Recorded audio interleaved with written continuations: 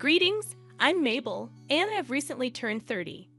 A substantial inheritance came my way, unveiling the unsightly aspects of my husband.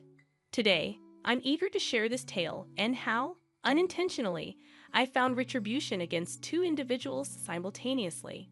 Let me commence by delving a bit into my background. I grew up distanced from my grandparents, yet our bond remained strong. Every 3 to 4 months, they would visit, showering me with affection. My grandmother was particularly fond of me, and her passing when I was 17 left me devastated. Choosing a college in her state allowed me to stay close to her. It was there that I met Toby, my ex-husband, during our junior year. Our relationship flourished, and we got engaged after graduation. While waiting for financial stability to tie the knot, Toby moved in with me. Though our relationship was solid, his sister Julia became a constant source of strife. Despite living in another state, she maintained an unhealthy obsession with Toby, harboring resentment towards me.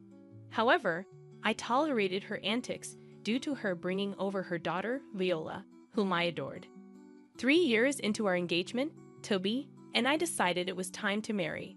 The celebration was joyous until, 4 years into marriage, two significant events unfolded. Firstly, my beloved grandmother passed away, leaving me heartbroken and inheriting a substantial fortune. Secondly, Julia and her family returned to town, causing Toby's attention to shift. He spent most of his time at Julia's, and when at home, Julia became a frequent visitor. The only solace was spending time with Viola. I was still grappling with the grief over my grandmother's passing, and Toby seemed increasingly distant. Attempts to discuss my feelings with him proved futile until one rare evening when he returned home alone after work. "Hey, sweetie, how was your day?"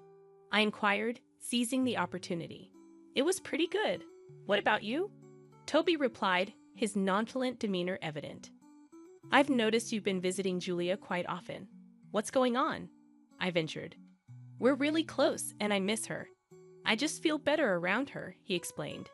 Sensing an opening for a deeper conversation, I probed further. "Do you want to know what we talked about?" I asked, hoping for a connection. "Yeah, sure. Tell me," he responded. I mentioned our plan to buy a house, and Julia was curious about how we could afford it. I shared about your inheritance, and she thinks it would be a great investment for us, Toby revealed. Interrupting him, I stated firmly, "I never agreed to that." "Listen, Julia thinks it's a wise move. We'd be well settled for the rest of our lives," Toby argued, seemingly more focused on the financial benefits. "I have other ideas for my money, things that could benefit both of us in the long run," I asserted. Tension escalated as Toby insisted. "I want to invest in a house. We should do it together." "I don't want to spend all my money on one thing. I get to decide how to use it," I defended my stance. Toby issued an ultimatum. "Either invest our money in something for both of us, or I'm leaving." Perplexed, I questioned, "Where would you go? Are you okay with leaving me over money?" "You're the one making it about money." "I thought you loved me and wanted a future together," he retorted. Realizing the disconnect, I held my ground. "I'm keeping my money, and I decide how to spend it. But if you're leaving over this, it's your choice." Toby distanced himself after our confrontation, spending even more time at Julia's. She stopped visiting, except to drop Viola off. Something felt off, and I knew I had to stand my ground. Every time Julia needed me to babysit Viola, I attempted to have a conversation with Toby about what was bothering him. Despite my multiple inquiries, he consistently brushed me off, claiming that nothing was wrong. Eventually, I gave up, deciding to wait until he was ready to open up. However, the situation took an unexpected turn when Julia dropped Viola off at my place one day for me to babysit. "Hey, Viola, how's my favorite niece doing?" I greeted her. "I'm your only niece, but I hope I'll always be your favorite," she replied. "Of course you will be. Anyway, what do you want to do today?" Viola excitedly suggested. "I was thinking we could go get our nails done and then get some ice cream." "Yay! Can I paint my nails pink?" she asked. "Of course you can. And can I get strawberry ice cream?" Why can't you? We'll get you everything you want. I only have one niece, and if I don't spoil her, would I really be her aunt? Viola sweetly declared, You know you're my favorite aunt. I really will miss you. Miss me, sweetie? What do you mean? I'm not going anywhere. Are you sure? Yes, of course. Where do you think I'll be going? Well, it's just that. What is it? You can tell me anything. I swear I won't tell anyone else a word. Viola hesitated but finally shared, Okay, well, I heard Mommy and Uncle talking the other day. Uncle, as in Uncle Toby, yeah. Mommy said she's going to help Uncle with getting some cases. Cases? What are you talking about? They kept talking about some cases that would give them some money. Then she told her uncle that he would have a nice big house after he left you. What? Oh my God, sweetie. When did you hear about this? Well, I heard about this like 2 days ago. Are you sure you heard correctly? Yes, I'm sure that I heard correctly. As soon as Mommy saw that I was listening to them, she yelled at me to go to my room. She also told me not to tell you anything about her talk with her uncle, but I only told you because you're my favorite aunt. Thank you so much, sweetie. Now, enough of this. Let's go out and have a fun day. I did my best to carry on with the day as if I hadn't heard Viola's revelation. I could tell she felt bad for telling me, but I assured her that she did nothing wrong. After enjoying the day, when it was time for Viola to go back home, I made her promise not to tell her mom or Toby about our conversation. Viola promised and hugged me goodbye. As Julia picked her up, panic began to rise in my chest. I sensed something was wrong with Toby, but the idea of him trying to manipulate me into spending my money on him was a new low. It was something I would have never expected from him, so I took the only course of action I could think of and called Toby's father, Edgar, who happened to be a lawyer. Despite the potential suspicion that Edgar might be involved in Toby and Julia's plan, my gut feeling told me he was a good man. Edgar had always treated me like a princess and consistently put Julia in her place whenever she tried to bully me. Edgar answered the call in his usual amiable manner. Hello, darling. To what do I owe this phone call? Hi, Edgar. How are you? I asked. Oh, I'm doing quite well. What about you? He replied. I actually don't know. I called because I need your help, I confessed. My help? What could I help you with? Isn't Toby around? Edgar inquired. He is, but he kind of is the problem, I explained. Oh no, I always told that boy to treat you right because it's really hard to come by women as amazing as you, he sympathized. Thank you, Edgar. You may be the only one in your family that thinks of me as amazing. What are you talking about? Well, I was babysitting Viola the other day, and she told me that Toby and Julia were planning something against me. Against you? What do you mean? She didn't know the specifics, but there is a case involved. Apparently, they plan on taking money from me. What in God's name are you telling me? I also don't know what's going on. I'm worried, and I figured I'd come to you for help, considering you're a lawyer. You did a great job of coming to me. Now tell me, do you believe Viola? I do, and only because in the past few months, Toby has begun to draw away from me. I tried to talk to him about it, but he never took me seriously. All right, and why do you think Julia is involved? Ever since she moved back, they began to spend a lot of time together. I get it. They were living far apart for years before, and it made sense. But then, in the past few months, he was going over to her house for hours every single day. That's a little weird. Did something happen a few months ago that triggered Toby's strange reaction? I got my grandmother's inheritance because she passed away. It was quite a large amount of money.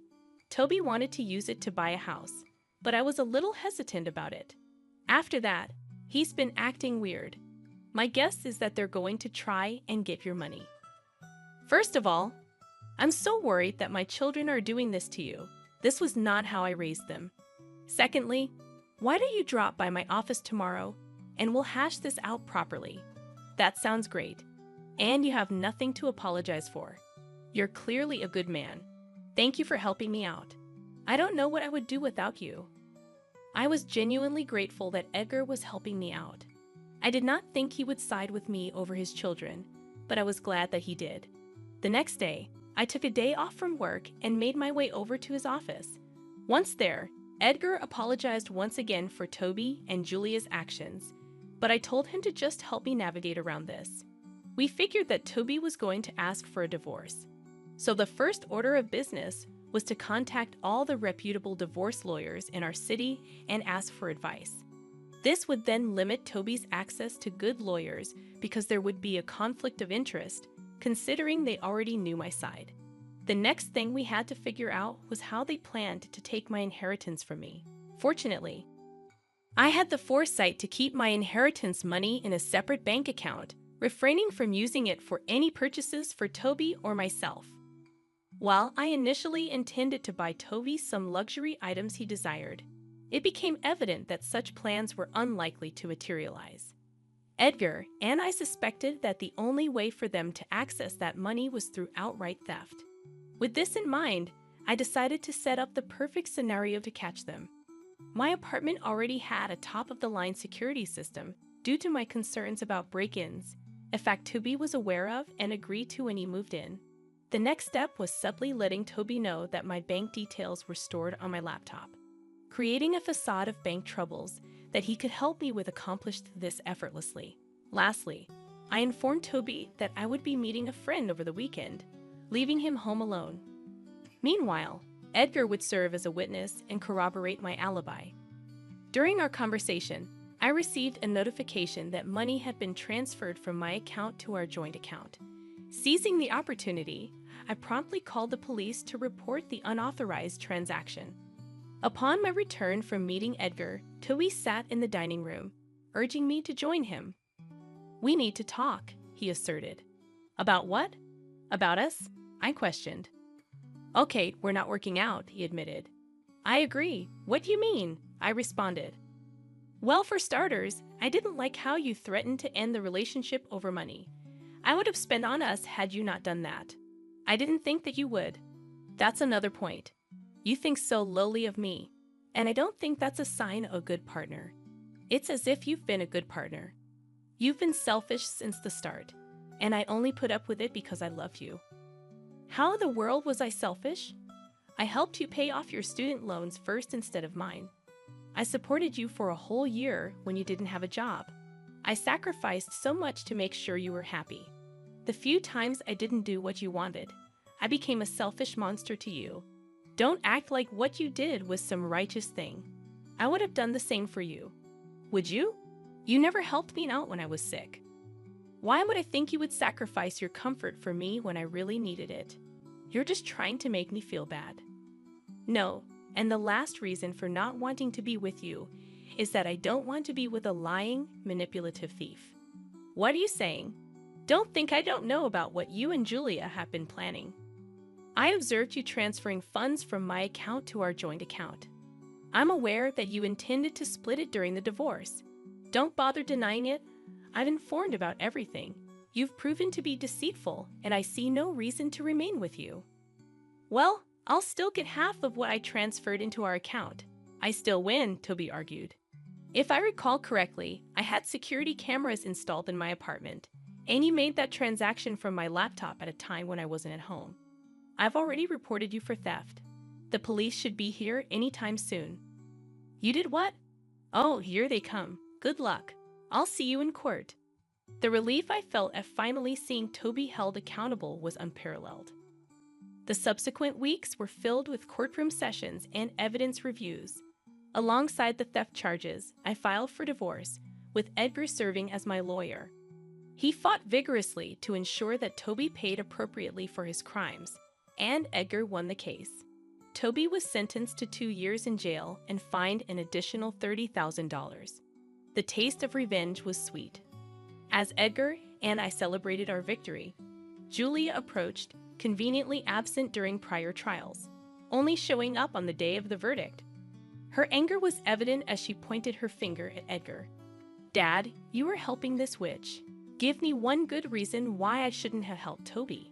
"I don't know, because she literally put your brother in jail, and he deserved his sentence. That will make him think twice before trying to steal from someone again," Edgar responded. Julia questioned, "How could you do that to your own son?" How could you do that to your own brother? I retorted. Don't think I didn't see the real reason behind your plan. You were going to help Toby get the money so you could also reap the benefits of it. I was trying to give him a break from this jerk.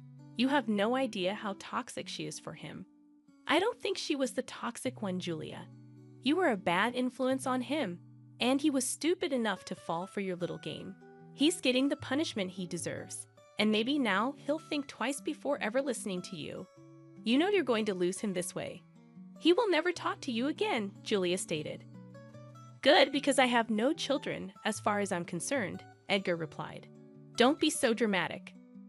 I'll be here, but I'm not happy with the way you treated my baby brother. As far as I'm concerned, neither you nor your brother are my children because I know for a fact that this is not how I raised my kids. What are you talking about? What I'm conveying is that I'm disowning both of you, and I want nothing to do with either of you. You can't do that. Actually, I can, and I'm going to do just that. This is all Mabel's fault. If she just thought of someone other than herself for a second, this would not have been happening. No, you should not have been so greedy. I was going to spoil Toby with all the things he wanted, but you had to interfere. You took away everything from him, and I hope you sit and think long and hard about what you did to your brother. Goodbye. I grabbed Edgar's hand and we left. We couldn't help but let out a chuckle at what had happened. I was happy that Toby got what he deserved and that I was going to be free of his manipulative ways. I was also happy to see Edgar take my side. I did feel bad that it was because of me that he had lost both of his children, but he assured me that it was their own decisions that led to that. I took him out for coffee after, and we've maintained a good friendship ever since. Julia harassed me a bunch over text, and Edgar took it upon himself to tell Julia and her husband to leave me alone. Now this is where I unintentionally got revenge on Julia as well. You see, Julia's husband had no idea about Julia's involvement in what happened between Toby and me, so he called Edgar and asked him what happened and was shocked to learn about what Julia had done. Apparently, their marriage had been in the dumps for a while because of Julia's constant nagging that he never brought home enough money while simultaneously refusing to work. He did not like that she would go to such lengths and asked for a divorce. Of course, he also asked for full custody of Viola and managed to get almost full custody. Julia got custody for every other weekend.